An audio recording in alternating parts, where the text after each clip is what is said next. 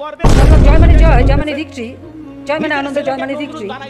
যখন বলছি জয় মানে ভিক্টরি তখন মেজাজ খারাপ হয়ে গেল। আকল জ্ঞান ও আছে, ঘুরে এ কথা বলেন আকল জ্ঞান আছে। চলে যাওয়ার সময় বলছে और एक नमरूद पैदा হয়েছে, বলে হ্যাঁ একটা ছেলে সন্তান হয়েছে, নাম রাখছি জয়।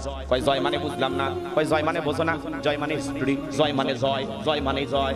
তখন এই কথাই লোকটা রাগান্বিত হয়ে বলতেছে ওরকে এক নমরুদ পয়দা হুয়া।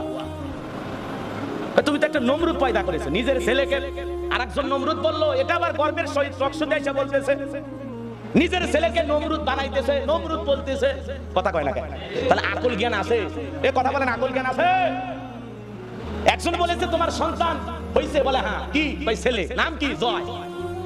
ভাই জয় মানে বুঝলাম না। ভাই জয় মানে বুঝলেন না? জয় মানে হিস্ট্রি, জয় মানে হিস্ট্রি, জয় মানে জয়। তখন ওই লোক আবার আফসোসের সহিত রাগান্বিত ভাষায় বলেছে ওর কা এক নমরুদ পয়দা হুয়া। এটা আবার প্রধানমন্ত্রী বলতেছে নমরুদ পয়দা করছে, নিজের ছেলেকে নমরুদ বানাইতেছে। কত বড় আকল এনাদের ভিতরে ছিল। এই জন্য হাসতে হাসতে বলতো আপনারা বেগুনের বদলে এটা খাবেন। কথা কয় না কেন? গোস্তের বদলে কাঁঠাল খাবেন না, না ধরনের কথা বলে জনগণের সাথে রসিকতা করতে। ডিম বেড়ে গেলে পাই যখন কম থাকবে সিদ্ধ করে ফ্রিজে রেখে দেন, মরিচের দাম বেড়ে গেলে পাই সিদ্ধ করে ফ্রিজে রাখেন। কি যে একটা তামাশা! রসিকতা করতে করতে ওই সেই দিন হুট করে বলেছিল মুক্তিযোদ্ধার নাতিপুতি চাকরি পাবে না, রাজাকারের নাতিপুতি পাবে। ওই যে এক কথাই গেল রে ভাই। এর নামই হলো পাপ ইসলাম। মানুষ কয় না একবার যদি পা পিছলে, ওই কথাই স্লিপ অফ টাং, ওই কথাই প্রধানমন্ত্রী পাটা পিছলে গেছে, ওই দিনই কথা বলে পাপ ইসলাম। বোঝে? এটা বুঝে না, এটা নামই হোক পাপ ইসলাম। এমন এক কথা বলেছে জনগণ এটার ফাইকারি ধরে রাজাকার বানাইছে। তখন জনগণ স্লোগান দিল, ছাত্র সমাজ স্লোগান দিল, তুমি কে আমি কে, রাজাকার রাজাকার। এক স্লোগানে নেতার আফসোস। আর পরে যখন মেট্রো রেল দেখে কাজ ভাঙ্গা দেখে বিটিভি ভবন দেখে কাঁদলেন আর এই শহীদদের স্মরণে কাঁদলেন না, তখনই জনগণ বুঝে গেল এই মানুষ আসলে মানুষ না। কথা বলেন, এরা প্রকৃত জনগণের বন্ধু না। এরা দেশের উন্নয়নের জন্য কাঁদতে পারে, কারণ উন্নয়ন হলে পকেটে টাকা উঠবে। কথা কয় না? এই জ্ঞানে তারা চলতো। আল্লাহ পাক এই সমস্ত নেতাদের হাত থেকে বাংলাদেশের মানুষকে হেফাজত করুন। জোরে বলুন আমিন। আর একটু জোরে বলুন আমিন। কষ্ট নিচ্ছেন আপনারা? তাহলে এদিক খেয়াল করেন, আমি আর কথা বাড়াতে চাচ্ছি না। যে কথা বলতে চাচ্ছিলাম, নেতা মানুষকে জাহান্নামে নিয়ে যাবে। কারা কারা? নেতা। এদিক খেয়াল করেন। আর একটা হলো মুরব্বী। এখন এই দুই শ্রেণীর মানুষের মুখোশ আমাদের উন্মোচন করা লাগবে। কেমন নেতা অনুসারী আপনারা হবেন? এদিক খেয়াল করেন। বিশ্বনবীর পথকে যারা অনুসরণ করবে, বিশ্বনবীর আদর্শ যাদের ভিতরে পাওয়া যাবে, এরাই আগামী নেতৃত্ব দেবে, এমন মানুষ আমাদের দরকার। কথা বলে ঠিক কিনা? এবং বিশ্বনবীর কাছ থেকে যারা নেতৃত্ব শিখেছেন, সাহাবা ইসমাইল, কথা কি বোঝেন না? বিশ্বনবীর ইন্তিকালের পরে ইসলাম, এদিক খেয়াল করেন, খেলাফতের দায়িত্ব পেয়েছিলেন, খলিফার দায়িত্ব পেয়েছিলেন কয়জন? কথা বলেন না কেন? কয়জন? 4 জন। বিশ্বনবীর ইন্তিকালের পরে সর্বপ্রথম খেলাফতের দায়িত্ব পেয়েছিলেন ইসলামের 1 নাম্বার খলিফা, ইসলামিক নেতা, আদর্শ নেতা হযরত আবু বকর সিদ্দিক রাদিয়াল্লাহু তাআলা আনহু। তিনি খেলাফতের দায়িত্ব পাওয়ার পরে মাত্র 2 বছর 3 মাস রাষ্ট্র পরিচালনা করেছিলেন। তিনি কিভাবে রাষ্ট্র পরিচালনা করেছেন আমাদের একটু জানা দরকার আছে না নাই? জোরে বলেন, দরকার আছে না নাই? এরপরে হযরত ওমর, এরপরে হযরত আলী, হযরত ওসমান, তারপরে হযরত আলী।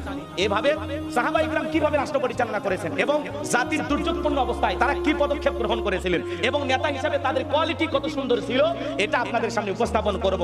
এবং এই ঘটনাগুলোর দ্বারা আপনারা শিক্ষা গ্রহণ করে আগামীর বাংলাদেশের প্রধানমন্ত্রী কে হবে, কাকে ভোট দিলে দুর্নীতি মুক্ত একটা সমাজ পাওয়া যাবে, লুটপাট মুক্ত, সুদ ঘুষ মুক্ত, জিনা মুক্ত, ব্যভিচার মুক্ত, জুলুম মুক্ত, স্বৈরাচার মুক্ত, জালেম মুক্ত একটা নতুন বাংলাদেশ পাওয়া যাবে। কোন নেতার হাতে গেলে আপনারা আলোচনার প্রেক্ষাপটেই বুঝতে পারবেন ইনশাআল্লাহ। আল্লাহ পাক আমাদের সবাইকে বাংলাদেশের যারা কর্ণধার হবেন, বাংলাদেশ আগামীতে যারা পরিচালনার দায়িত্বভার গ্রহণ করবেন, আমরা বলতে চাই এদিক খেয়াল করেন, মনে রাখবেন অনেক নেতার শাসন আপনারা দেখেছেন। যদি একবার আল্লাহ কোরআন দিয়ে দেশটা পরিচালনা হলে কেমন দেশটা দেখা যায়, ইসলাম আল্লাহর ক্ষমতায় গেলে দেশটা কিভাবে পরিচালনা হয়, এটা জাতি দেখতে পারে না, এটা যেন আল্লাহ তাআলা দেখার একটা ব্যবস্থা করে দেন। জোরে বলেন আমিন। আরেকটু জোরে বলেন আমিন। কারণ ছাত্র সমাজের যে সমস্ত ভাইরা আন্দোলন করেছেন, এই যে সার্জিস আলম এবং হাসনাত আব্দুল্লাহ, দেখলেন না আনসারের আন্দোলন করেছিল। কথা কন না কেন? আনসাররা বলবে এক দফা এক দাবি, সবগুলোকে পিটাইয়া সাইজ করছে। কথা কন ঠিক কিনা? এখন এই আনসার বাহিনীতে বাংলাদেশে এত ধরনের এই দাবি তুলে ফেলে দিচ্ছে, মানে এই সরকারকে বেকায়দায় ফেলার জন্য প্রতিদিন দাবি। কথা কয় না কেন? ডাক্তারদের দাবি, আনসারদের দাবি, রিকশাওয়ালাদের দাবি। আরে ভাই এত দাবি বর্তমানে বাংলাদেশে এখন দাবি লিগে পরিণত হয়েছে। দাবি লিগ, দাবি লিগ। কথা কয় না কেন? কি লিগ? দাবি লিগ। ওই আফসোস লিগ থেকে এখন দাবি লিগের জন্ম হয়েছে। আর আফসোস করে বলতেছে কোন ভাষায় যাওয়া যায়, কিভাবে আক্রমণ করা যায়। অমুসলিম ভাইদেরকে যে আন্দোলন করলো, সংখ্যালঘুরা একেবারে বিপদে আছে, মরিয়া শেষ। কত নাটক করলো, ভারতের দালাল মিডিয়া প্রচার করলো, লাভ হয়েছে? লাভ হয় নাই। আমার অমুসলিম ভাইরা শান্ত আছে, তারা ত্রাণ নিতেছে, অমুসলিমদের হাতে মুসলমান ত্রাণ তুলে দিচ্ছে, এবং তারা বলতেছে হিন্দু মুসলমান ভাই ভাই আমাদের মধ্যে কোনো বিভেদ নাই। বলতেছে আলেম ওলামা খুব ভালো, এক হিন্দু বলতেছে কি কথা বলেন, এক হিন্দুর হাতে যখন ত্রাণ দেওয়া হলো, হিন্দু কি বলতেছে আলেমেরা ভালো মানুষ, মুসলমানের মধ্যে সবচেয়ে দামি মানুষ হলো আলেম ওলামা। এই কথা তারা বলতেছে যে টুপিওয়ালা দাড়িওয়ালা এই ভাইদেরকে দেখলেই ভালো লাগে, হিন্দু বলতেছে মারহাবা বলেন। এটাই তো মুসলমানের আদর্শ। তাদের এই কারণে আমরা জাহান্নামে এসেছি। ভালো করে বোঝার চেষ্টা করবেন, দিল দিয়া কথাগুলো বুঝবেন। বর্তমান প্রেক্ষাপটের আলোকে এই আলোচনাগুলো শোনা দরকার, প্রস্তুতি গ্রহণ করতে হবে। আগামীতে আপনারা কেমন নেতা চান, আদর্শ নেতা চান নাকি জালেম নেতা চান? এই যে কত 15 বছর 17 বছর ধরে জুলুমের শিকার আপনারা হয়েছেন, একটা ফেসবুকে পোস্ট করতে গেলেও ভাবা লাগে এই পোস্টটা কি সরকারের পক্ষে যাচ্ছে না বিপক্ষে যাচ্ছে। প্রশংসা করতে গেলেও চিন্তা করা লাগতো, আমি কি নেতার প্রশংসা করতেছি নাকি নেতার বিপক্ষে কথা বলতেছি। অনেক চিন্তা ভাবনা করে কথা বলা লাগতো। মাহফিলে গেলে কানের মধ্যে এসে বলতে হুজুর যা বলবেন বলবেন, সরকারের বিরুদ্ধে যেন একটা কথাও না বলা হয়। কথা বলেন ঠিক কি? সব জায়গায় যেন জনগণকে হাত পা বেঁধে রাখার একটা অবস্থা ছিল, মুখ দিয়ে কথা বলা যেত না, চোখ দিয়ে অন্যায় অপরাধ দেখার পরে প্রতিবাদের ভাষা জনগণের মুখে ছিল না। কথা বলেন ঠিক কিনা? জনগণকে বোবা বানিয়ে রেখেছিল, ঠসা বানিয়ে রেখেছিল, চোখ থাকার পরে অন্ধ বানায় রাখছিল। এত জুলুম নির্যাতন, আলেমদেরকে ধরে নিয়ে যায়, জনগণ কথা বলার শক্তি হারিয়ে ফেলে দেয়। ছোট্ট ছোট্ট মাদ্রাসার এতিম বাচ্চারা শাপলা চত্বরে জীবন দেয়, আর প্রধানমন্ত্রী সংসদে দাঁড়িয়ে বলে রং মেখে পড়েছিল, পুলিশ ধরতে গেছে, লাশ দৌড়ে পালাইছে। কত বড় মিথ্যাবাদী মহিলা ছিল। কথা বলেন ঠিক কিনা? এখন রিপোর্ট প্রকাশ পাইতেছে,